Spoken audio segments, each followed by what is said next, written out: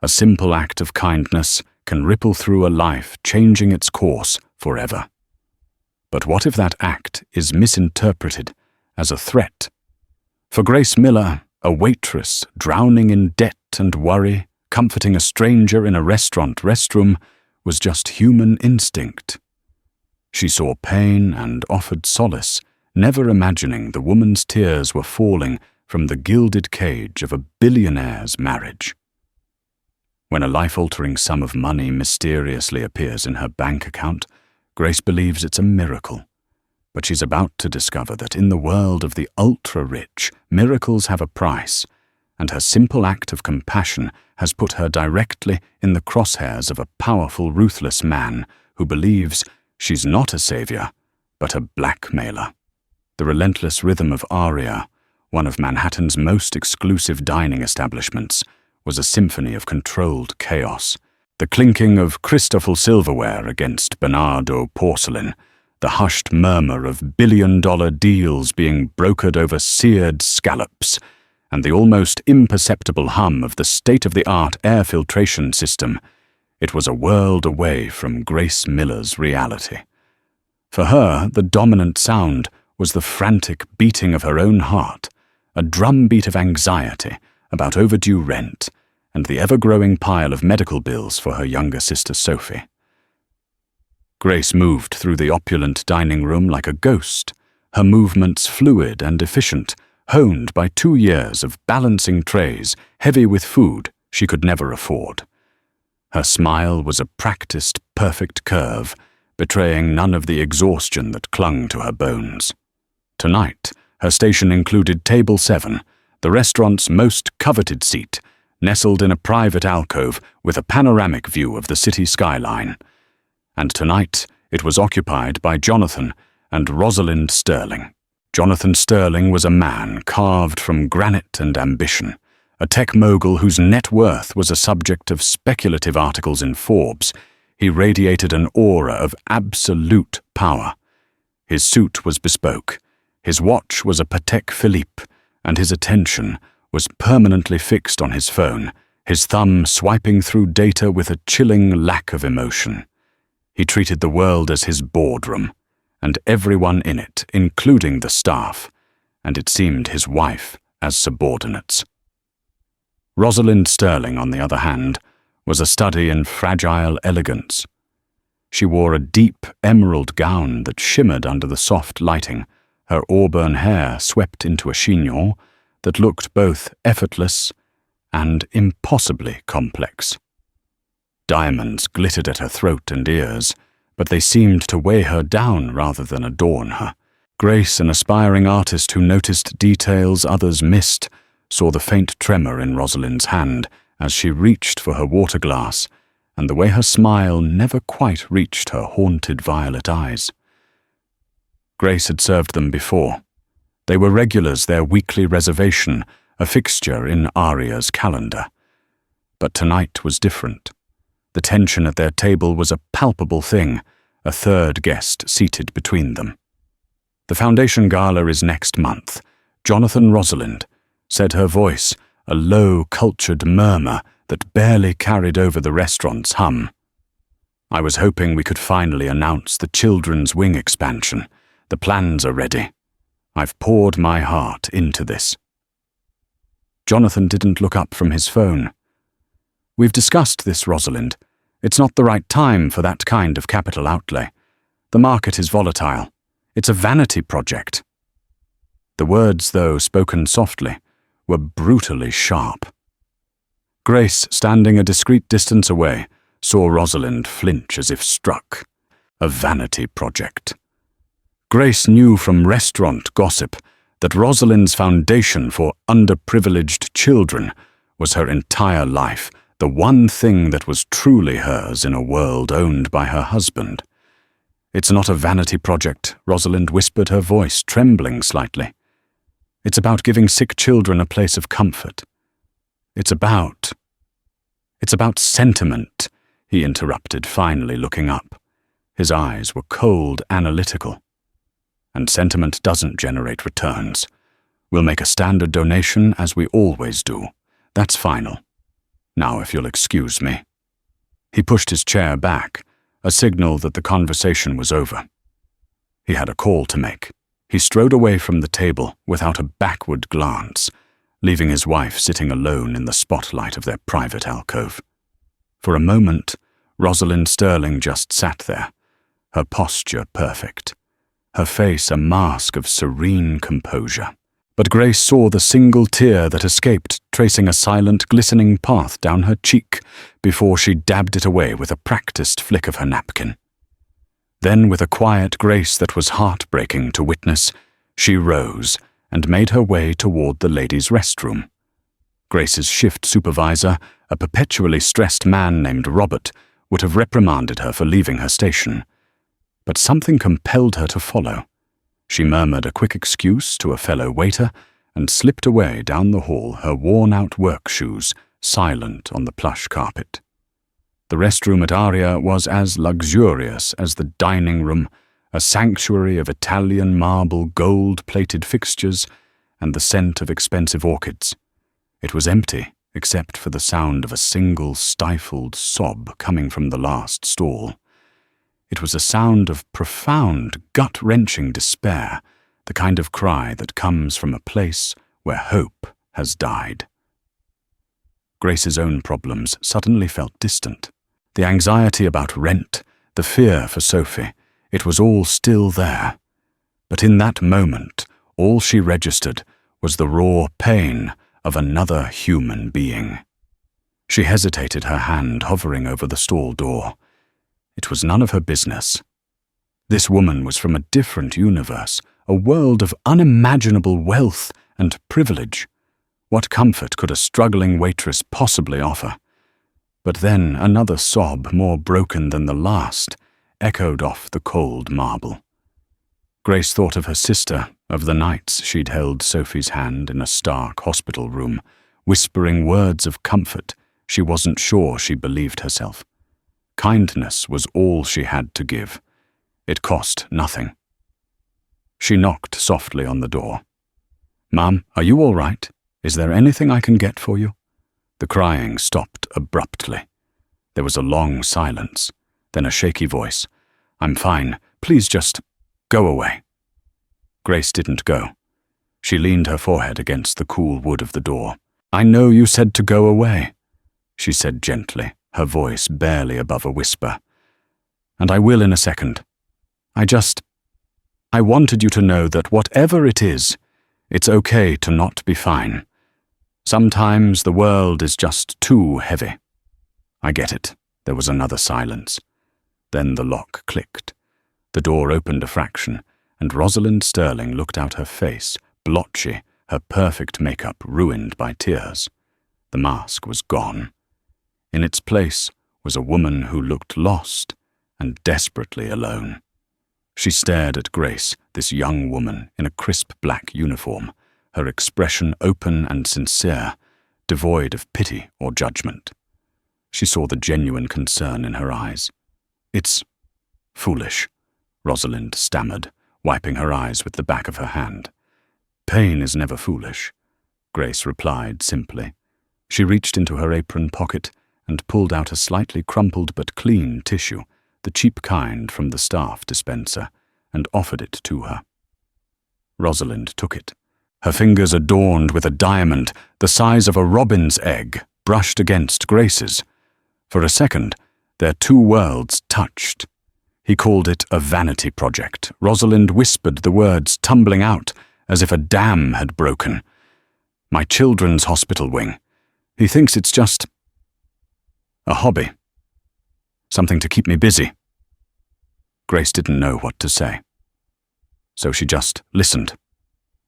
She stood there in the opulent, sterile restroom and listened as the billionaire's wife spoke of her loneliness, of feeling like just another beautiful object her husband had acquired, of her desperate need to create something meaningful in a life that felt utterly meaningless.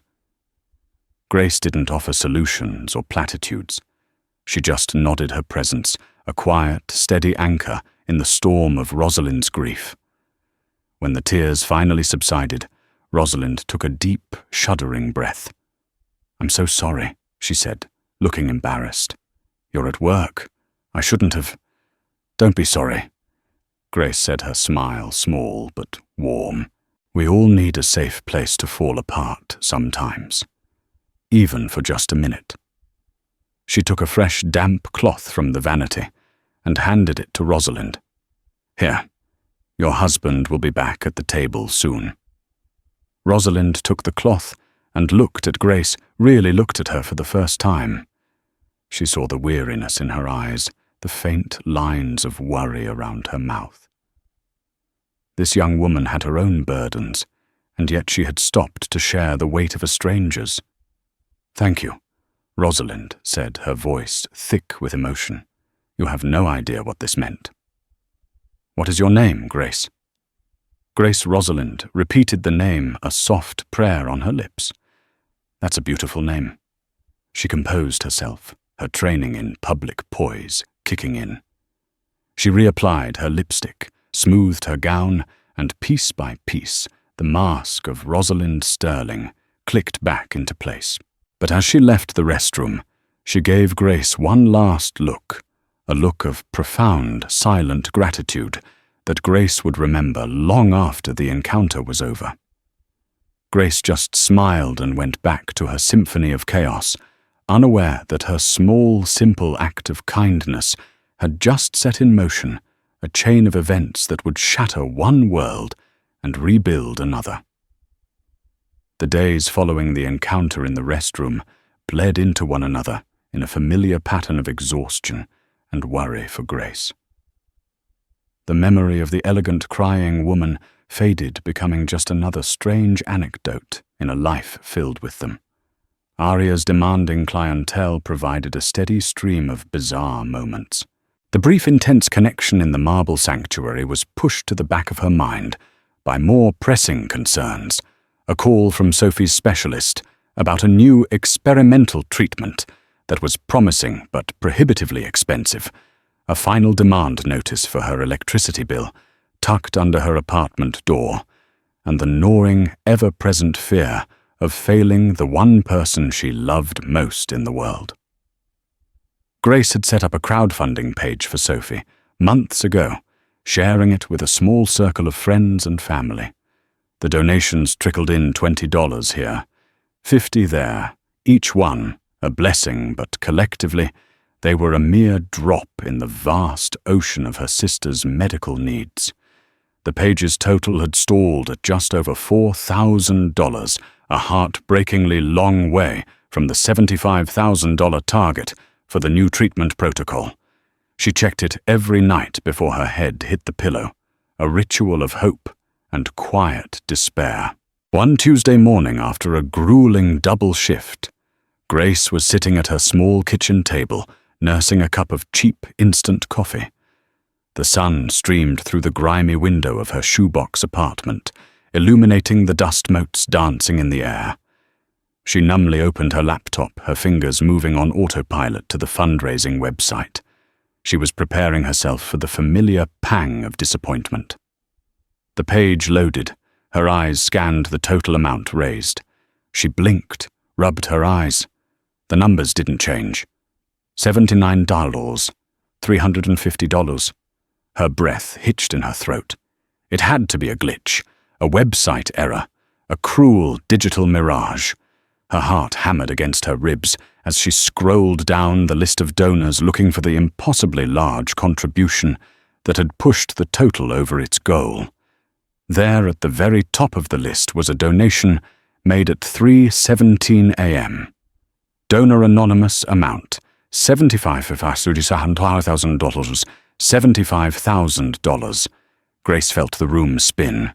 The coffee cup slipped from her nerveless fingers, shattering on the linoleum floor and splashing hot liquid across her ankles. But she didn't feel it. She could only stare at the screen at the number that represented a lifeline for her sister. It was impossible. Who would do this? Why, her first thought was that it was a mistake, a typo. Someone meant to donate $75, not $75,000. Panic seized her. She imagined the bank reversing the charge, the hope being snatched away as quickly as it had appeared. Her hands shaking, she navigated to the website's contact page and wrote a frantic email explaining the situation, convinced it was a clerical error. An hour later, a reply came from the platform's support team. They had investigated the transaction. It had been routed through multiple offshore shell corporations, a common technique used by high-net-worth individuals to maintain absolute anonymity. The funds were legitimate, fully verified, and the transfer was irreversible. The donation was real. Grace read the email 3 times, the words blurring through a fresh wave of tears. But these weren't tears of despair. They were tears of shock, of disbelief, of overwhelming, earth-shattering gratitude. She slumped forward, her head resting on her laptop, and sobbed. She cried for the end of the constant, soul-crushing financial terror.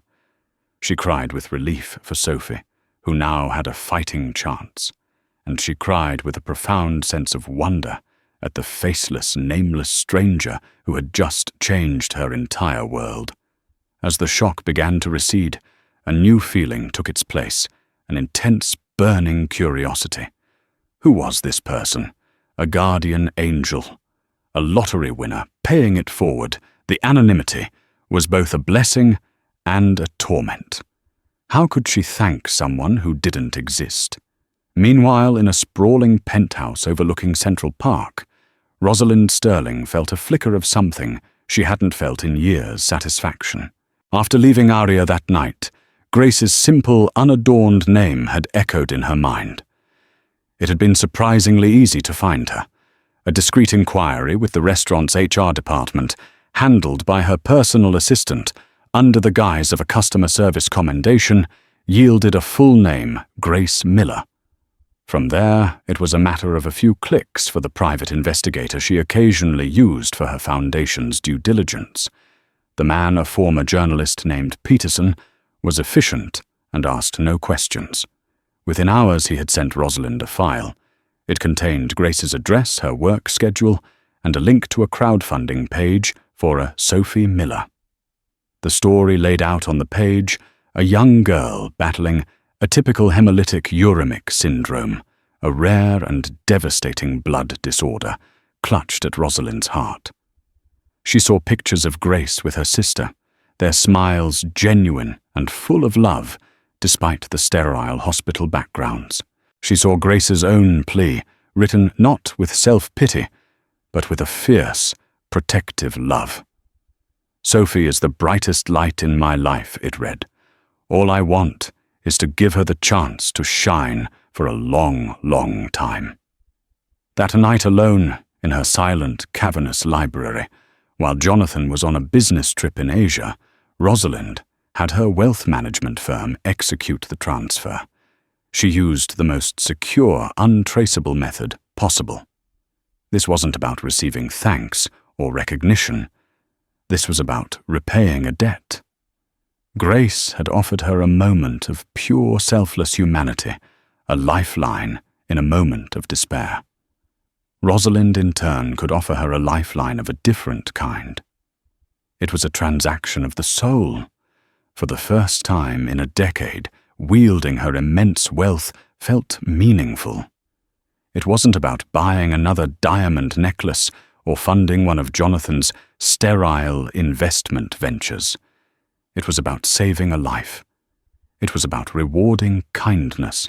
Back in her apartment, Grace was on the phone with Sophie's doctor, her voice trembling with joy as she confirmed they could start the treatment as soon as a bed was available.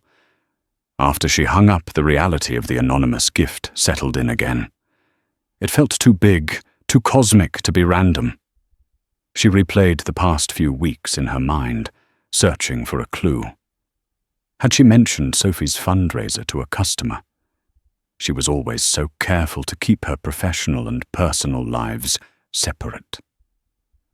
She thought of the kindly old professor, who always left a generous tip and asked about her art. Could it be him, or the young tech couple who had overheard her talking on the phone to Sophie once, and had given her a look of deep sympathy. She ran through a mental list of faces, of brief conversations, of fleeting moments of connection. The crying woman in the restroom flickered in her memory. She dismissed the thought almost immediately. A woman like that, married to Jonathan Sterling, lived in a different stratosphere. While she was clearly unhappy, her problems were not financial. People like the Sterlings made donations, yes, but they were public, calculated acts, their names emblazoned on hospital wings and museum plaques. A silent, anonymous gift of this magnitude didn't fit their profile. It was too personal, too quiet. It felt like something a person who understood quiet desperation would do. The woman in the emerald dress, for all her sadness, couldn't possibly understand that. Grace shook her head, a small smile playing on her lips. It was a mystery she would likely never solve. She decided to accept it for what it was, a miracle. A ghost in the system had reached out and saved her family. She owed it to this anonymous benefactor and to Sophie to not waste a second of it. Her focus now was singular, her sister's recovery. She had no idea that the benefactor was closer than she could ever imagine, and that the true cost of this miracle had yet to be paid. The weeks that followed were a whirlwind of hospital visits, consultations, and cautious optimism. Sophie began the new treatment, and for the first time in years, the doctors spoke of long-term remission instead of just management. The dark clouds of anxiety that had perpetually shadowed Grace's life began to part, revealing patches of brilliant blue sky. The weight on her shoulders was so significantly lessened that she felt physically lighter, as if she could float. Yet amidst the profound relief, the mystery of the $75,000 remained a persistent whisper in the back of her mind. The sheer magnitude of the gift felt like an unsettled debt of gratitude. At Aria, she found herself studying her customers with a new, almost forensic intensity.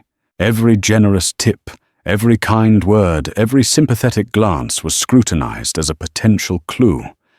She paid extra attention to Professor Albright, the elderly regular, who always ordered the bouillabaisse and asked about her charcoal sketches. She subtly guided the conversation one evening, mentioning how grateful she was for the kindness of strangers. The professor smiled warmly, spoke of the importance of philanthropy, but his eyes held no flicker of recognition, no hint of a shared secret. It wasn't him. Then there was the Henderson couple, the ones who had overheard her on the phone with the hospital.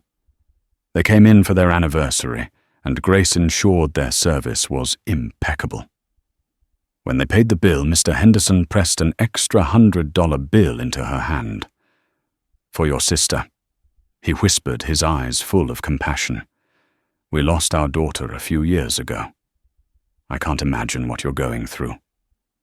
Grace's heart swelled with gratitude, but she also knew. $100 was an act of profound empathy. 75,000 was something else entirely. It wasn't them. The ghost remained elusive, a benevolent phantom who had swept in, rearranged her universe, and vanished without a trace. The thought of the crying woman, Rosalind Sterling, returned to her more than once, a nagging, illogical possibility. The Sterlings had come back to the restaurant, of course. Their weekly reservation was sacrosanct. Grace served them again, her hands steady, her expression professionally neutral. She watched Rosalind closely. The billionaire's wife seemed different. There was a new light in her eyes, a subtle strength in her posture that hadn't been there before. She still deferred to her husband in conversation, but she no longer seemed to shrink under his cold gaze. She even contradicted him, once a small, polite disagreement about a piece of art, but it was enough to make Jonathan's eyes narrow slightly. Grace noticed. During a lull in their meal, while Jonathan was as usual absorbed in his phone, Rosalind's eyes met Grace's across the room. She offered a small, almost imperceptible nod, and a tiny private smile. It wasn't a smile of pity or condescension. It was a smile of acknowledgement of a shared moment. Could it be Grace's mind reeled? The idea was still preposterous. Why would a woman who had everything feel the need to anonymously help a struggling waitress? And how would she have even found the donation page? Grace's name was on her uniform, but her last name wasn't. It didn't add up. She dismissed the thought once again as a flight of fancy. On the other side of the city, Rosalind Sterling was embarking on her own quiet revolution. The act of giving, of using her vast resources for a direct, tangible and secret good, had unlocked something within her. It was a taste of agency, of power, that was not derived from her husband, but from herself. Grace Miller's kindness had been the catalyst, but the change it ignited was now self-sustaining. She began to spend more time at her foundation's office, not just overseeing fundraising galas, but getting involved in the day-to-day operations. She read through case files, met with social workers, and started formulating a new, more ambitious plan. The very children's wing Jonathan had dismissed as a vanity project. But this time, she wouldn't ask for his permission or his money. She had her own trust fund, a premarital inheritance her husband had always viewed as pocket money. She began meeting with architects and financial advisors in secret, laying the groundwork for a project that would be entirely her own. Her investigator Peterson was given a new permanent retainer. His first task was to provide her with periodic, discreet updates on Grace and Sophie Miller. Rosalind read the reports with a maternal sort of interest. She saw photos of Sophie, smiling her face, less pale, her body responding well to the treatment. She read about Grace, enrolling in a night class for graphic design, finally able to pursue the dream she had put on hold. Each small victory for the Miller sisters felt like a victory for Rosalind as well. It was proof that her actions had consequences, that she could be a force for good in the world, not just a silent partner to a man who built empires. This newfound purpose made her bolder. She started questioning Jonathan's business decisions at dinner parties, not aggressively, but with an incisive intelligence that surprised his colleagues. She stopped dressing to please him, trading the glittering, uncomfortable gowns for elegant, powerful pantsuits.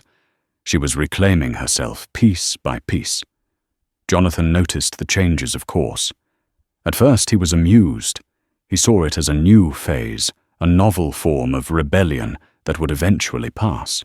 "Rosalind is getting into spreadsheets," he joked to a friend over a game of squash. "It's quite adorable." But the changes continued, and his amusement began to curdle into suspicion. She was more secretive with her schedule. Her phone was always angled away from him, and her personal assistant had become fiercely protective of her calendar. He felt a shift in the power dynamic of their marriage, a subtle erosion of his absolute control, and he didn't like it. His mind, trained to see threats and calculate risks, went to the most logical if cynical conclusion: she was having an affair. The idea was insulting, almost laughable. Who would dare? And yet it was the only explanation that made sense to his transactional worldview. Her new confidence, her secret meetings, her emotional distance, it all pointed to another man. He decided to act. He didn't confront her. That would be too crude, too emotional. Jonathan Sterling solved problems with data and leverage. He called the head of his personal security, a formidable and unflappable man named Mr. Thorne, into his private study. Mr. Thorne was a former intelligence officer, a man who blended into any background and whose loyalty was absolute, bought and paid for by a salary that could fund a small nation. He was Jonathan's ghost, his eyes and ears in a world of secrets. My wife, Jonathan, began not a trace of emotion in his voice as he swirled a glass of scotch. "She has become distracted. I want to know why. I want to know who. I want a complete, discreet surveillance. Her phone, her emails, her meetings. I want to know where every dollar from her personal accounts is going. Be thorough. Be invisible."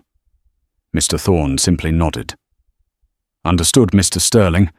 He left the study, a silent wraith, dispatched to uncover a truth that was far more complex and innocent than his employer could ever conceive. He would begin by tracing Rosalind's recent financial activities, starting with the largest and most unusual transaction, an untraceable $75,000 transfer made in the middle of the night to a generic crowdfunding platform. A thread had been pulled, and Mr. Thorne was the kind of man who would follow that thread until the entire tapestry unraveled, no matter who was tangled within it. For Grace Miller, the ghost she had been searching for was about to materialize in the most terrifying way imaginable. Mr. Thorne was a master of the digital and physical worlds. He moved through encrypted servers and city streets with the same silent, predatory grace. To him, an untraceable transfer was not a dead end. It was a challenge, a puzzle to be solved. He bypassed the platform's firewalls with elegant, custom-written code, and within a day, he had what he needed, the destination account for the $75,000 donation. The account was linked to a fundraiser for Sophie Miller. The fundraiser was managed by her sister, Grace Miller. The name meant nothing to him, but a name was a starting point. A few more hours of work yielded a comprehensive dossier. Grace Miller, age 26, resident of a walk-up in Brooklyn, employed as a waitress at Aurea restaurant. No criminal record. No history of extortion. Her digital footprint was clean, mostly consisting of posts about her sister's health and her passion for graphic design. On the surface, she was an unlikely candidate for a billionaire's mistress or a sophisticated blackmailer. But Thorne's job wasn't to judge, it was to report facts. He cross-referenced Grace Miller's work schedule with Rosalind Sterling's calendar. He found the overlap immediately, the Sterlings' standing weekly reservation at Aurea. They were in the same location at the same time once a week. It was a clear nexus. He presented his initial findings to Jonathan in the sterile white-on-white office of Sterling Industries. He laid out the facts dispassionately, the anonymous donation, the identity of the recipient, and the connection through the restaurant. Jonathan listened, his face an unreadable mask, his fingers steepled under his chin. He processed the information not as a husband, but as a CEO, analyzing a hostile takeover bid. An affair seemed less likely now. A waitress from Brooklyn wasn't his wife's type. This smelled of something else. Something messier. Blackmail. Jonathan said the word, dropping into the silent room like a chip of ice. It was the only other explanation that fit his paradigm. The girl, this waitress, must have something on Rosalind. A photograph. A recording. Something from that restaurant. Rosalind, in a moment of panic, had paid her off. The complicated anonymous transfer was an amateurish attempt to cover her tracks. It was weak. Pathetic. There is no evidence of any compromising material, Mr. Sterling Thorne reported dutifully. And no communication logs between Mrs. Sterling and Ms. Miller. Evidence can be destroyed. Communication can be verbal. Jonathan countered, his voice sharp with irritation. This girl found a weakness and she exploited it. My wife is sentimental. Naive. She would be an easy target. This waitress saw a mark, and she took her shot. A seed of an idea, cold and hard, began to form in his mind. This wasn't just about Rosalind's poor judgment. This was an attack on his house, on the Sterling name. It was an infestation, a parasite that needed to be surgically and ruthlessly removed. He would not allow a common waitress to hold any power, real or imagined, over his family.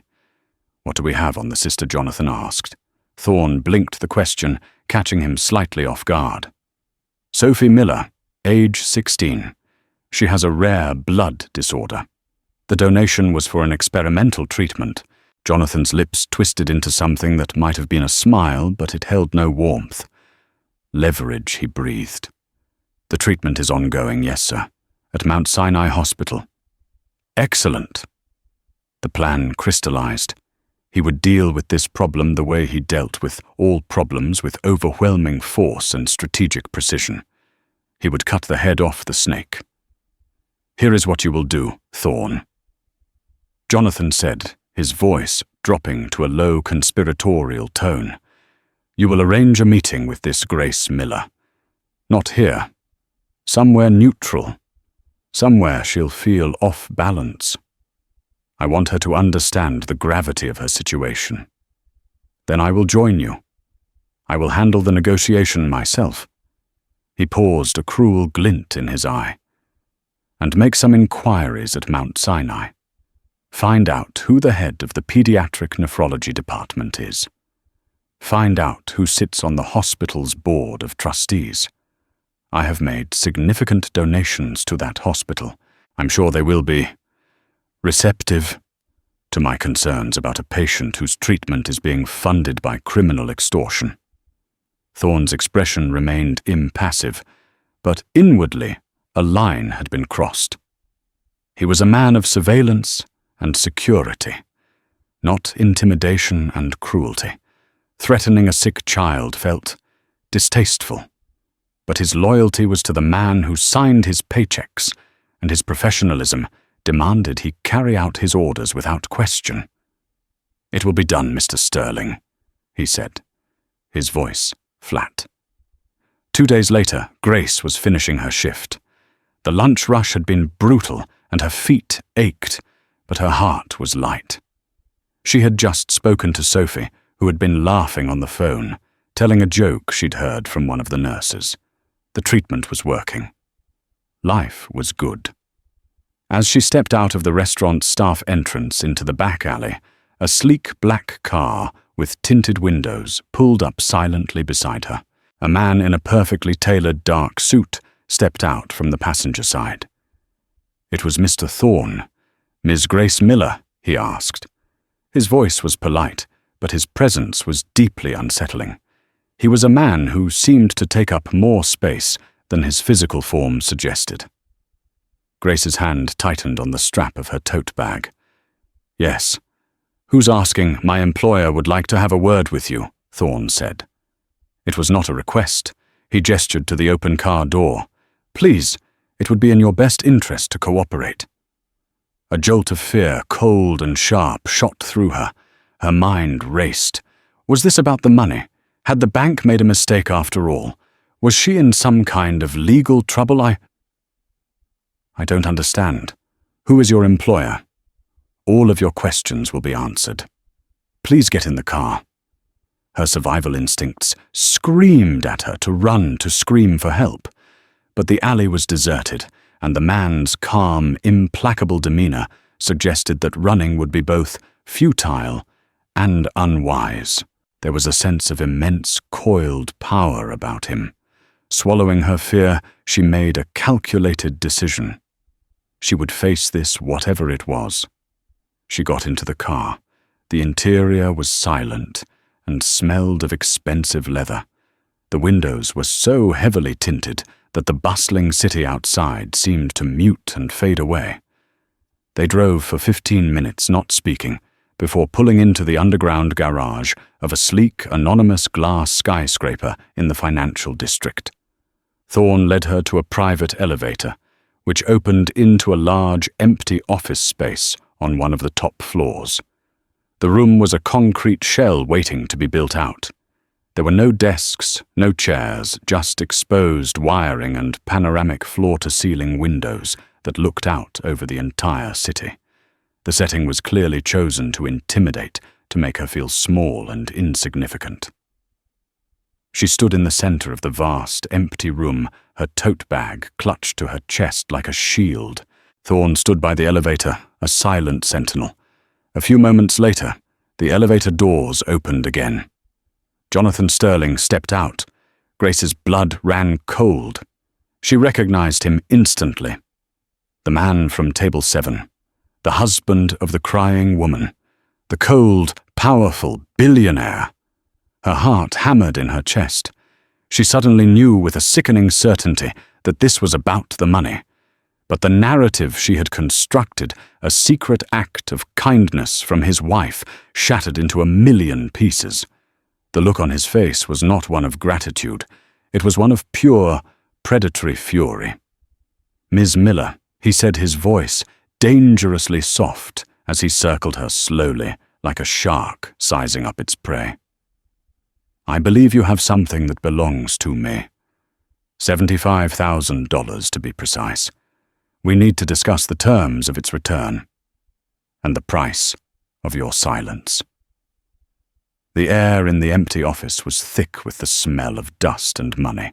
Jonathan Sterling stopped circling and stood before Grace, his posture radiating an intimidating blend of boardroom confidence and barely concealed menace. He looked at her not as a person, but as a problem to be liquidated. I don't know what you're talking about," Grace stammered, her voice feeling small and thin in the cavernous space. The lie was weak, an instinctive defense against a threat she couldn't yet comprehend. Jonathan let out a short, humorless laugh. "Please, let's not insult each other's intelligence. We can do this the easy way or the hard way. The easy way involves you signing a non-disclosure agreement, the funds being wired back to an account of my choosing, and you forgetting you ever met my wife. You will leave your job at Aria and disappear. In return for your cooperation, I am prepared to offer you a severance. Let's say $5,000 for your trouble." Grace's mind was reeling, trying to process the sheer audacity of his words. He thought she was a blackmailer. The realization hit her with the force of a physical blow. The anonymous gift, the miracle that had saved her sister, was being twisted into a sordid crime. And the man responsible for this grotesque misinterpretation was standing right in front of her, trying to buy her off like some petty inconvenience. "You think I extorted your wife?" she asked, a spark of indignation cutting through her fear. "It's the most logical conclusion," Jonathan said, shrugging as if discussing a minor market fluctuation. "She's emotional. You saw an opportunity in the restroom, a moment of weakness. You spun a sob story, probably mentioned your sick sister.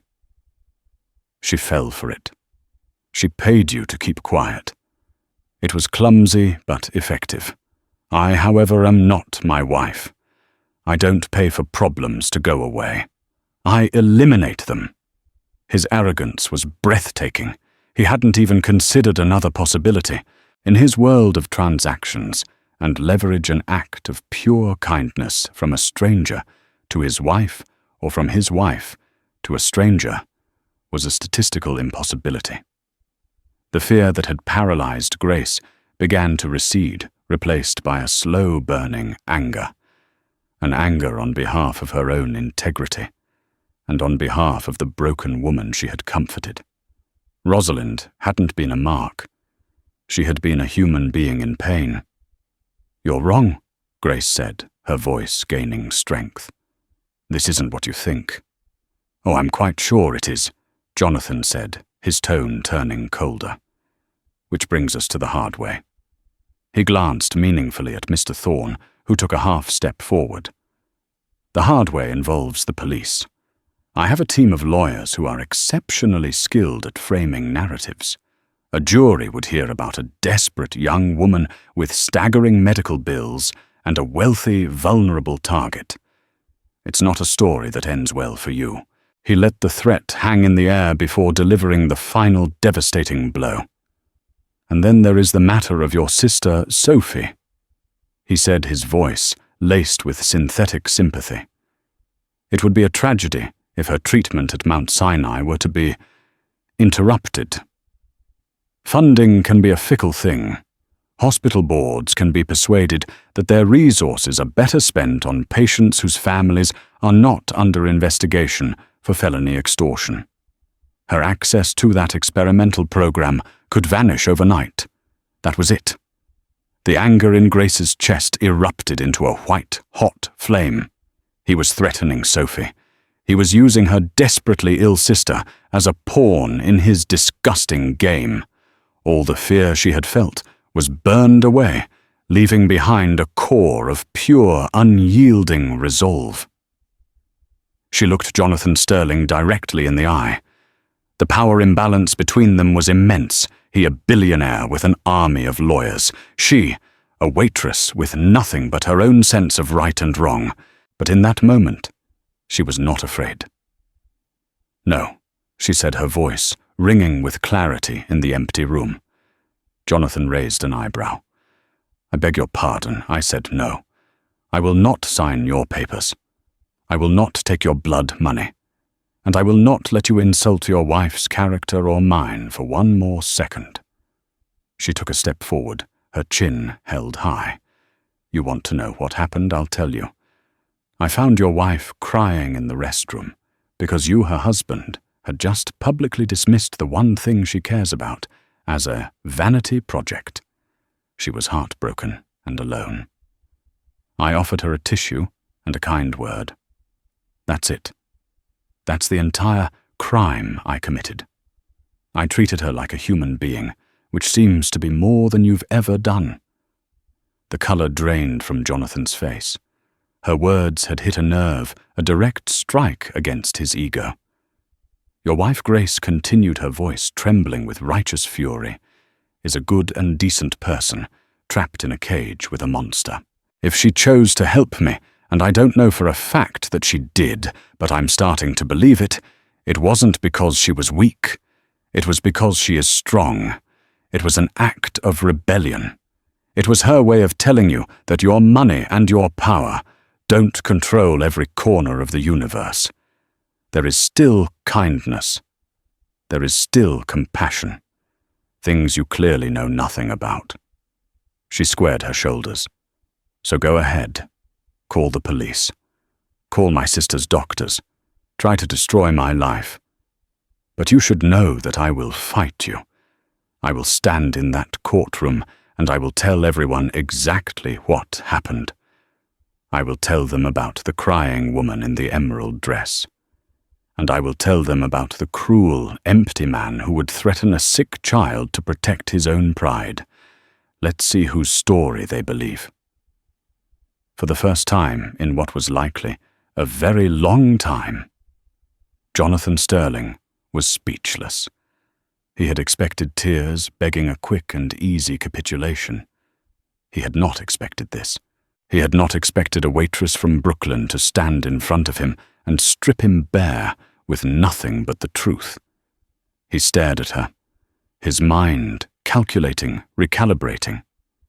This was a complication he hadn't foreseen. A public battle? He said. She said story involving his wife's emotional state was messy. It was bad for the brand. Grace turned her back on him, a gesture of ultimate defiance, and walked towards Mr. Thorne. "I'm leaving now," she said, her voice steady. Thorne glanced at his employer. Jonathan gave a short, almost imperceptible nod. The calculation had been made. For now, a tactical retreat was the prudent move. Thorne escorted her back to the elevator in silence. As the doors slid shut, Grace was alone again. She leaned against the cool metal wall, her legs suddenly feeling like jelly. The adrenaline began to fade, leaving her shaking. She had stood up to a titan, a giant of industry and power. She didn't know what would happen next, whether his threats were real or just bluster. But as the elevator descended, she felt a profound sense of clarity. She had been given a gift, and she would not allow anyone to tarnish it. The money was for Sophie, and she would protect her sister and the integrity of that kindness with her last breath. She had walked into that office a terrified victim, and was walking out a warrior. The penthouse was silent when Jonathan Sterling stormed in his face, a thunderous mask of fury. Mr. Thorne followed a silent shadow of disapproval. Jonathan had replayed Grace Miller's defiant words the entire ride, her accusation of him being a monster in a cage echoing in his mind. He had been publicly challenged and privately exposed, and he was primed for battle. Rosalind was in the main salon arranging lilies in a vase. She looked up, sensing the storm before he even spoke. "Dealing with a problem you created," he snapped, throwing his briefcase onto a table. "A $75,000 problem." Rosalind froze. She glanced past him to Mr. Thorne, and the truth hit her with sickening clarity surveillance. He hadn't trusted her. He had spied on her. The last fragile thread of their marriage disintegrated. She turned back to her flowers, her movements deliberately calm. "So you admit it?" He scoffed. "You gave a waitress a fortune. I had to assume you were being blackmailed." She faced him, the timid woman from the restaurant Restroom, gone forever. In her place was a stranger with eyes of cold, hard fire. "You didn't assume I was a victim, Jonathan. You assumed I was stupid. It never occurred to you that I might have done it simply because it was the right thing to do. That girl showed me more kindness in 5 minutes than you have in our entire 10-year marriage. Kindness." He spat. "We donate millions. Our name is on museums. You write checks for tax benefits and publicity." Rosalind's voice rose, cracking the placid air. "You don't know the first thing about generosity. Grace had nothing yet. She gave me comfort when I was in pain that you caused. And how did you repay that you sent your thug to intimidate her?" "Tell me," she said, her voice dropping to a dangerous whisper. "Did you threaten her sick sister too? Is that how low you'll stoop to maintain control?" Her question hung in the air, a damning accusation. Jonathan's furious silence was all the confirmation she needed. "You did," she breathed, horrified. "You absolute coward. I did what was necessary to protect this family." He roared, his composure finally shattering. "You did it to protect your ego," she screamed back. "There is no family. There is only you and your assets." "Well, you don't own me. Not anymore." She walked toward him, her calm chilling. "I was wrong about the cage I was in," she said, her voice steady and clear. "It wasn't gilded. It was just glass. And it was always so easy to break." She walked to the door without a backward glance. "Rosalind, where are you going?" he demanded, a note of panic finally in his voice. She paused but didn't turn. "I'm going to find a good lawyer. And then I am going to call Grace Miller and apologize for the monster I married." The door closed with a definitive click, echoing in the vast, empty room. Jonathan Sterling, a king in a silent castle, stood utterly defeated. By the door, Mr. Thorne quietly pulled out his phone and deleted the hospital contact. Some orders weren't meant to be followed. 3 months later, the autumn air was crisp, carrying the scent of change through Brooklyn. Grace's world had been remade. Sophie was in remission, her laughter a constant, joyous sound in their small apartment. The dreadful silence from Jonathan Sterling had held a threat that had, thankfully, never materialized. Grace had left Aria trading her server's apron for a drafting table set up in the sunniest corner of her living room. Using a small portion of the life-saving gift, she had paid her rent for the year and enrolled in advanced design courses. She was finally, terrifyingly, a freelance designer. A knock on the door one morning startled her. She opened it to find a woman who was both familiar and a complete stranger. It was Rosalind Sterling, but transformed. The rigid, perfect coiffure was gone, replaced by a relaxed shoulder-length style. The couture gown was swapped for simple trousers and a soft cashmere sweater. The haunted look in her eyes had been replaced by a calm, clear-eyed resolve. "Grace," she said, her voice warm. "May I come in?" Stunned. Grace stepped aside. Rosalind entered her gaze, taking in the humble apartment, her eyes softening as they landed on a photo of a smiling, healthy Sophie. "I am here to apologize," Rosalind began, her voice full of sincere regret, "for my ex-husband's actions. What he did was monstrous and unforgivable. I am so deeply sorry for the fear he put you through." "Is he?" Grace started, unsure how to ask. The divorce was finalized last week, Rosalind confirmed, a grim satisfaction in her tone. "I made it a non-negotiable condition that he is to never contact you or your sister again. He is out of our lives." "I never got to thank you," Grace said, her voice thick with emotion. "For Sophie. You saved her life." "And you saved mine," Rosalind countered gently. "You reminded me that I was a person, not a possession. We saved each other." Rosalind's gaze fell on the drafting table on the sketches for a fictional charity Grace had been designing for her portfolio. "The Phoenix Foundation," she read aloud, a small smile playing on her lips, "rising from the ashes. It's fitting." She looked at Grace, her eyes alight with a new purpose. "It doesn't have to be fictional. Grace, I'm starting my own foundation using my settlement. It will provide support for families dealing with rare pediatric diseases. I'm building the children's wing and so much more. But I need a heart for it, a vision. I need a creative director." She paused, letting her words sink in. "I'm not offering you a freelance gig, Grace. I am offering you a partnership. Help me build this from the ground up." Tears of pure joy streamed down Grace's face. It was more than a career. It was a calling, a chance to use her art to make a difference. "Yes," she whispered, a laugh bubbling up through the tears. "Oh my God, yes." In that small Brooklyn apartment, two women from different worlds, brought together by pain and bound by kindness, stood on the precipice of a new beginning. They were ready to build a future, one founded not on wealth or power, but on the enduring strength of a shared second chance. And so a single quiet moment between two strangers became the first chapter of a story neither could have predicted. It's a powerful reminder that the person standing next to you, no matter their appearance, is fighting a battle you know nothing about. Grace's empathy and Rosalind's quiet courage created a ripple effect that not only saved a life and ended a toxic marriage, but also forged a powerful new alliance for good.